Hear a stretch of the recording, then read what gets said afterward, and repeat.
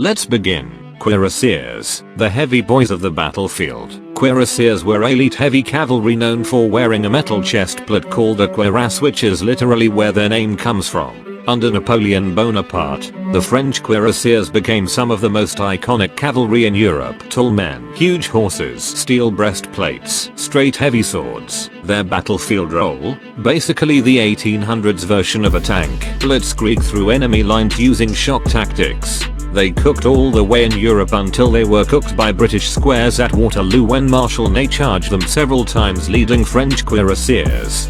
They were infamous in France, but other Europeans used them like the Russian Cuirassier Guard, Austrian, Prussian, and sometimes British.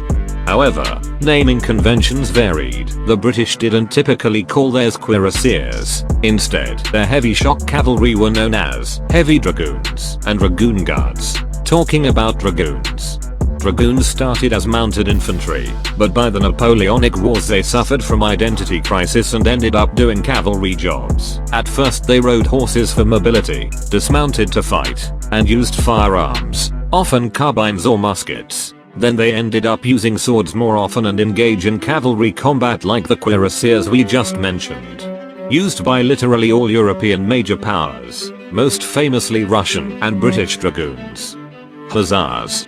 Those were the fancy boys of the battlefield, known for their drip and light horses, used for skirmishes, scouting, and ruin someone's retreat. They originated in the Kingdom of Hungary during the 15th century. Most famously were the Prussian Death Head Hussars, French Hussars, British, and Russian Hussars. By the way, do not mistake them for the Polish Winged Hussars, as they were the complete opposite for normal Hussars when it comes to roles. However, both had magnificent drip. Talking about Polish Lancers, or Uhlans. For the sake of time we will discuss both together.